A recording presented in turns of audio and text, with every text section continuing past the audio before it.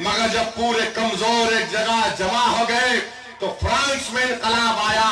जब पूरे कमजोर एक जगह जमा हो गए तो ईरान में इनकलाब आया।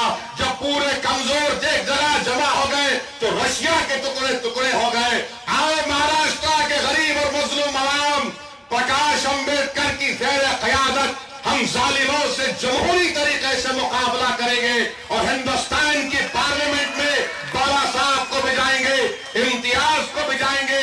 और ये महाराष्ट्र में ये जो 40-50 खानदान है जो ये समझते हैं कि इनकी बाप की जागीर है इलेक्शन जीतना, अब जमहूरियत किसी के बाप की जागीर नहीं है। जमहूरियत गरीब आवाम की ताकत है, जमहूरियत गरीब आवाम की दौलत है और गरीबों के पास हथियार वोट का, वोट को इस्तेमाल करना पड़ेगा, अपने वोट को इस्तेमाल करना पड़ेगा और तभी जाकर ये मजलूमों को इंसाफ मिलेगा, जालिमों को इंसाफ मिलेगा। ये जालिम को भी इंसाफ दिलाना ये है कि इनको घर में बिठाना है। आप अंदाजा लगाओ, तुम्हारा यहां का एमएलए उम्मीदवार है, ससुरा बीजेपी में है। ये कैसा दामाद है, ये कैसा ससुरा है, ये कैसे घर की कहानी है कि ससुरे को दामाद पे कंट्रोल नहीं, कि जिस ससुरे ने उसको अपनी बेटी दी ये दामाद अपने ससुरे की पार्टी में नहीं है, मगर कह रहा है ये मैच फिक्सिंग है ससुरे की और दामाद की। ससुरा बोल रहा तू उधर से पीठ मेरी खुजा, मैं तेरे को नीचे से खुजाता हूं। ये खुजली इनको है। पाउडर हमारे पास है बाबा बाड़ा साहिब का, अब हम पाउडर डालेंगे, इनकी खुजली खत्म करेंगे। बहुत खुजा लिए हमको। अब ससुरा बीजेपी में, दामाद यहां पर, मगर दोनों बोल रहे मित्रों मेरा है, मैं मोदी को साथ दूंगा। अरे ये कैसा ससुरा है तू ससुरू, तेरा दामाद तेरे साथ नहीं है। और दामाद बोलता है कि मैं जीतूंगा तो मोदी के पास जाऊंगा। मैं तो महाराष्ट्र की आवाम से अपील कर रहा हूं कि ससुरे और दामाद को मिला दो, दोनों को हरा दो, घर में बिठा दो, दोनों के घर वाले खुश हो जाएंगे, क्योंकि ससुरे दामाद को मिलाने का काम प्रकाश अंबेडकर साहब इंशाअल्लाह करेंगे। मित्रों का तो मामला है ही नहीं, क्या बोल सकते उनको। कम से कम यहाँ ससुरे दामाद है, वहां तो हम क्या कुछ बोल ही नहीं सकते। मेरे भाई, हम आपसे गुजारिश करने आए हैं कि डर के नाम पर नहीं, एक उम्मीद के नाम पर एक मर्तबा वोट दो। तुमने हर पार्लियामेंट के इलेक्शन में डर के नाम पर दिया कि मेरे घर का क्या होगा, मेरे गांव में मैं रह सकूंगा नहीं रह सकूंगा, मेरे बाबा साहिब के स्टैचू को कोई नुकसान तो नहीं कर देगा। मेरे अजीज दोस्तों और बुजुर्गों, अगर तुम अल्लाह से डरते हो तो तुमको मोदी से डरने की जरूरत नहीं है। अगर तुम बाबा साहिब अंबेडकर से मोहब्बत करते हो तो तुमको मोदी से डरने की जरूरत नहीं। अगर तुम मजलूमों से इंसाफ चाहते हो तो तुम जालिमों का साथ नहीं दे सकते। अगर तुम इंसाफ चाहते हो तो तुम जालिमों के साथ खड़े नहीं हो सकते। याद रखो, एक तरफ इंसाफ है और एक तरफ जुल्म है। ये समंदर के दो किनारे हैं और तारीख गवाह है कि समंदर के दो किनारे कभी नहीं मिलते। मेरे भाई, यकीनन आज हमने अपने समंदर में एक तूफान को बर्पा किया है, तो दूसरी तरफ जालिम भी कह रहा है कि मैं तुम्हारे तूफान को खत्म कर दूंगा। हम कह रहे हैं कि हमारा जो तूफान है वो हक पर मुबन्नी है, और जालिम कह रहा है कि हम तुम्हारी कश्ती में तूफान ला लेंगे। कैसा लाएंगे?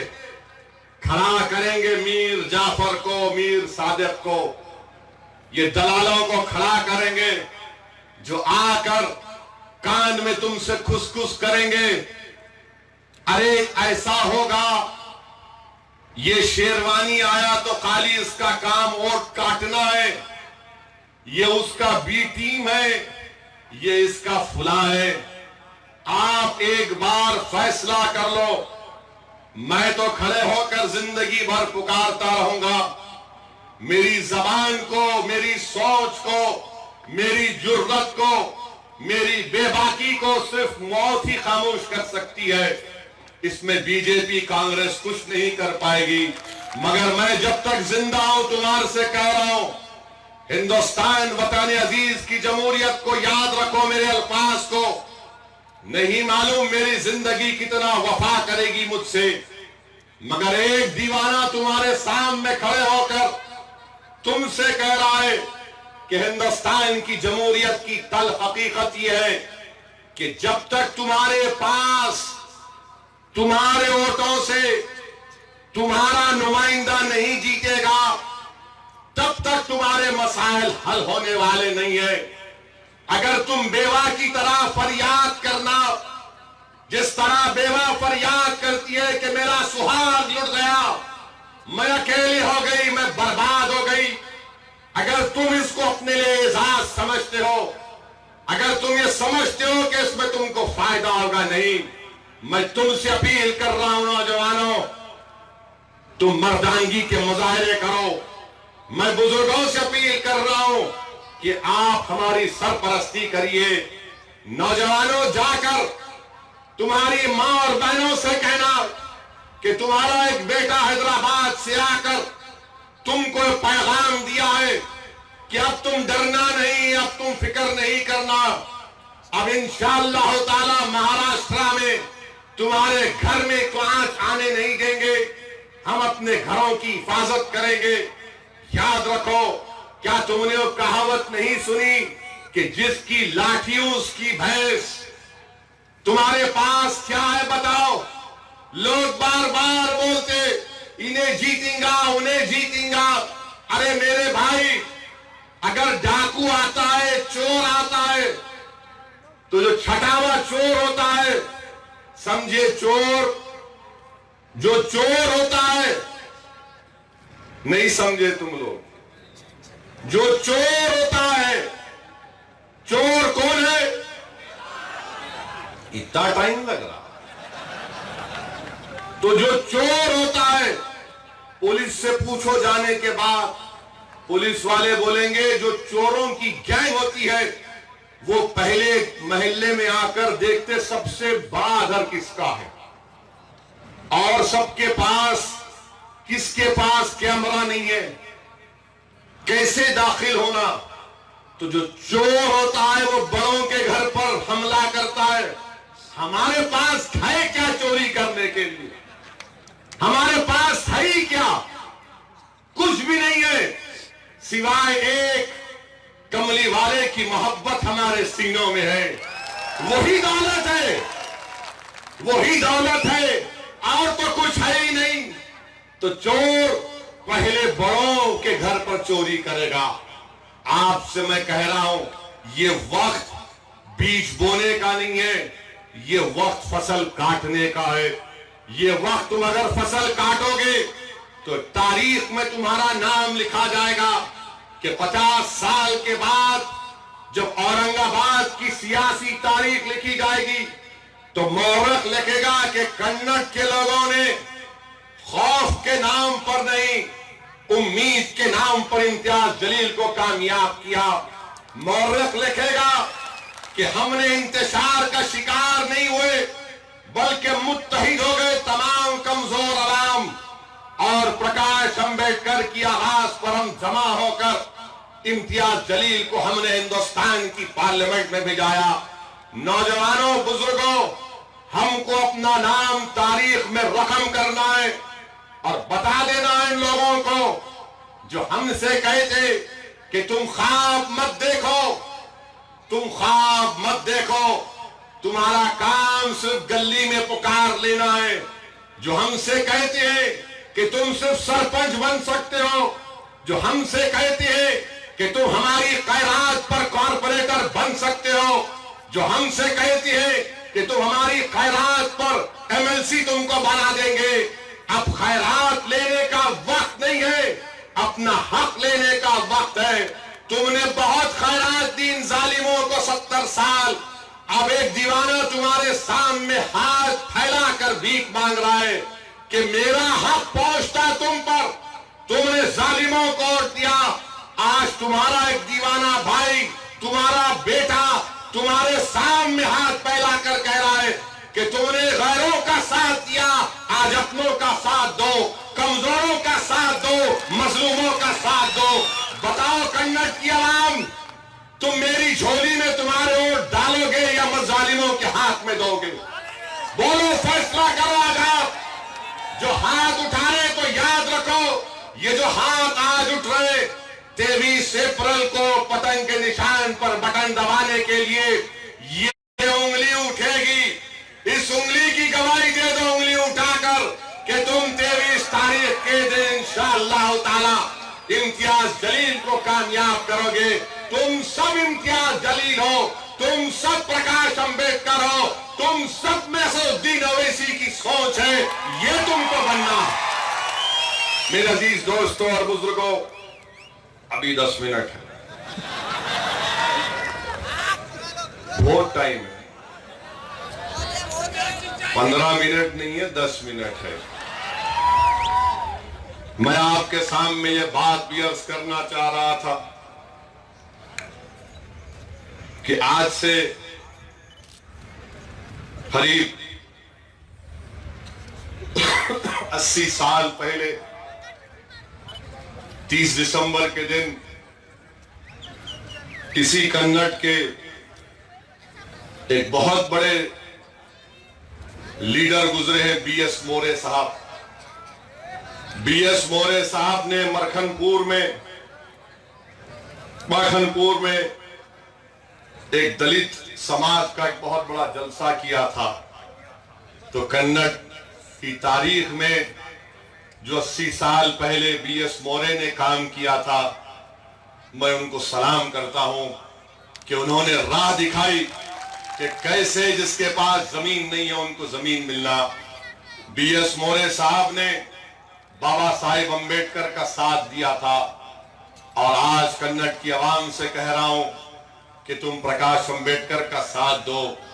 और इम्तियाज जलील ने कहा, मैं भी कह रहा हूं कि जब असदुद्दीन ओवैसी दिल्ली जाएगा एमपी बनकर, इंशाअल्लाह, जब इम्तियाज जलील और बाड़ा साहब और उनके पार्टी के लोग एमपी बनकर जाएंगे दिल्ली में, और किशनगंज से जब अख्तरुल ईमान इंशाअल्लाह एमपी बन के जाएगा, आपको मैं वादा कर रहा हूं कि हम बीजेपी का ना साथ देंगे ना मोदी को वजीर आजम बनने देंगे इंशाअल्लाह ताला। हमारी पूरी कोशिश होगी कि हिंदुस्तान में एक गैर बीजेपी सरकार बने और मोदी इंशाअल्लाह ताला एक्स प्राइम मिनिस्टर रहेगा इंशाअल्लाह ताला। मोदी के नाम के साथ आएगा साबिका वजीर आजम। अब बहुत हो गया, शुरू किए चाय वाले से, फिर बोला कि मैं मां गंगा का बेटा हूं। हमने कहा तुम्हारा अकीदा है, कोई एतराज नहीं। फिर कहा मैं फकीर हूं। मैंने कहा तू नजर तो नहीं आता। फिर कहा कि मैं फुला हूं, मैं चला जाऊंगा। हमने कहा कब जाओगे, हम तुमको निकाल कर भिजाएंगे वापिस। फिर कहा कि मैं अब चौकीदार हूं। अब आप बताइए कैसा चौकीदार? सोचो आप, बीजेपी का संकल्प पत्र आया जिसमें इतना उसका नाम लिए तो खुश हो रहे, और ले तो डर निकला नहीं निकला मोदी का। जोर से बोलो, आरएसएस मोदी का डर निकल गया। डर निकला या है अभी बाकी? डरना नहीं, कभी नहीं डरना इंशाअल्लाह ताला। इबादत की कबूलियत का पहला राज यह है कि सिवाय रब के किसी से नहीं डरना, किसी से नहीं डरना। ना सदुद्दीन ओवैसी से डरना, ना किससे भी नहीं डरना, सब बराबर है। संविधान ने सबको इंसान बनाया। कोई वजीर आजम भी है तो तुम्हारे बराबर है, कोई नहीं भी है तो तुम्हारे बराबर है।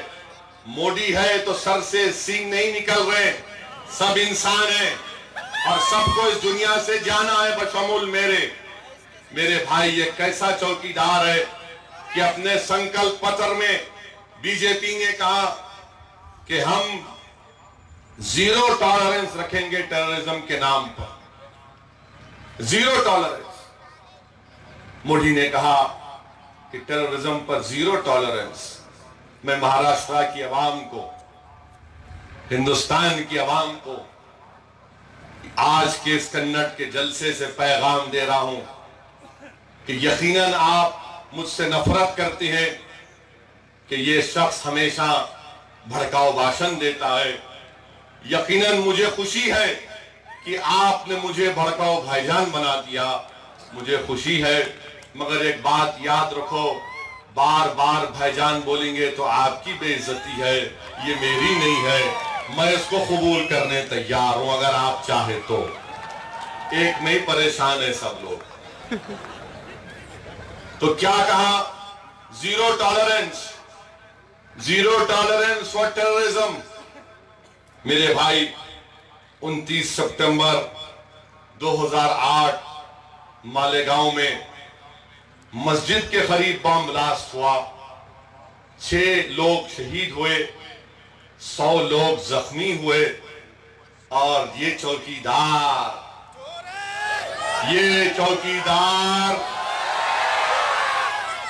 अब मोदी बोलेंगे तुमने मेरी जात को बोला। नहीं, हम तेली समाज की इज्जत करते हैं और तेली समाज एक बाविखार कम्युनिटी है। मोदी, आप बाविखार ओहदे पर रहकर आप इस तरह का काम कर रहे हैं कि जिस पर टेररिज्म का इल्जाम आज भी है, जिसको एनआईए कोर्ट ने डिस्चार्ज नहीं किया। तुम्हारी एनआईए ने कहा था कि प्रज्ञा ठाकुर के खिलाफ एविडेंस नहीं है, तो एनआईए कोर्ट ने कहा कि मोटरसाइकिल ये मोहतरमा की है और उस साध्वी को जिस पर आज भी इल्जाम है मालेगांव के 6 लोगों के कत्ल का, टेररिज्म का, 100 लोग जख्मी हुए। उनमें से 10 को मैंने मुलाकात की थी। किसी का हाथ नहीं चलता, किसी का पैर नहीं चलता, किसी की आंख चले गई।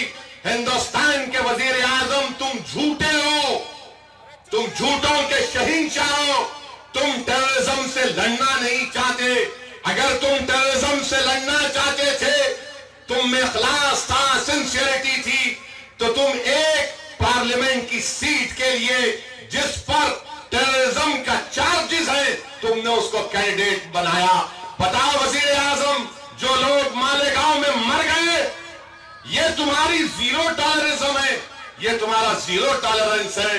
हिंदुस्तान की जनता, क्या आज आप ये देखकर खामोश रहेंगे कि टेररिज्म के केस में जो है उसको कैंडिडेट बीजेपी बना रही है? मेरे अजीज दोस्तों और बुजुर्गों, इसीलिए इंशाअल्लाह ताला हमको बीजेपी को रोकना है, मोदी को रोकना है, इंसाफ को कामयाब करना है। टेररिज्म का ऑफेंस, और कहती है कि मोटरसाइकिल मेरी नहीं थी, तो फिर वो मारुति वैन भी उस औरत की नहीं थी, वो मारुति वैन भी औरत की नहीं थी। क्यों नहीं लोग कोर्ट को जाकर कहते कि वो जो औरत जेल में है वो मारुति उसके नाम पे नहीं थी? अगर इसके नाम पे थी मोटरसाइकिल तो मेरे पोजीशन में नहीं थी, तो फिर दोनों में मुमासलत क्यों नहीं है? तुम नहीं समझे मेरी बात, कल समझ में आएंगी जब मीडिया टीवी चैनल पर बोलेंगे ओवैसी ने एक और भड़काऊ भाषण दिया क्योंकि मैंने इनके बाप को कहा इसलिए इनको तकलीफ होती। इनके अब्बा के बारे में नहीं बोलना, सबको बोलना। डैडी के बारे में नहीं बोलना, पप्पा के बारे में नहीं बोलना, मम्मी के बारे में नहीं बोलना, सबको बोलो। हम सबको बोलेंगे, डैडी को बोलेंगे, मम्मी को बोलेंगे, सबको बोलेंगे। क्यों बोलेंगे? क्योंकि बाबा साहिब का संविधान फ्रीडम ऑफ एक्सप्रेशन देता है। बोलो, बोलते रहो, खूब बोलो, अपने जज्बात को जबान पर लाओ और बोलो, तो तुम्हारे दिलो दिमाग में जो तूफान चल रहा है ना, जो कहते हैं कि ओवैसी ऐसा क्यों बोलता, इसलिए कि मैं तुम्हारे आंखों में वो जो चमक देखता हूं, जो तुम्हारी गुफ्तगू में तकलीफ देता हूं, वो अपनी जबान पर लाकर उसका इजहार करता हूं। वो तुम्हारी तर्जुमानी है, मेरी नहीं है। जो तुम्हारे दिलों में तूफान चल रहा, उस तूफान को इस जलसे के जरिए हिंदुस्तान के सामने ला रहा हूं कि टेररिस्ट एक्यूज को टिकट दिया जा रहा है। मुबारक हो मित्रों, मुबारक हो, मुबारक हो, आपने टेररिज्म से लड़ाई में नाकाम हो गए। मेरे भाई, अब रहा सवाल 2 मिनट कांग्रेस के लिए, only 2 minutes, not more than that. Hyderabad में कांग्रेस बीजेपी से मिलके दूल्हे भाई का मुकाबला किए। हम बोले 2 मुखन्निस मिल गए तो मर्द का मुकाबला नहीं कर सकते। यहां पर भी कांग्रेस दामाद की तारीफ कर रही है। ये नहीं मालूम कि तुम भी ससुर हो गए। अच्छा, तो ये साजिश चल रही है कांग्रेस की। मेरे भाई, इनमें अब दमखम नहीं रहा। सेकुलरिज्म के नाम पर बहुत धोखा दिए। मैं कन्नड़ की आवाम से गुजारिश करने आ रहा हूं कि बेखौफ होकर हिंदुस्तान की पार्लियामेंट में इम्तियाज जलील और बारा साहब को भिजाइए। मैंने बहुत तकलीफ उठाई जब ट्रिपल तलाक का बिल पास हो रहा था। मैंने जिंदगी में इतना अकेलापन महसूस नहीं किया। मेरे भाई, मुझे अकेला मत भिजाओ हिंदुस्तान की पार्लियामेंट में।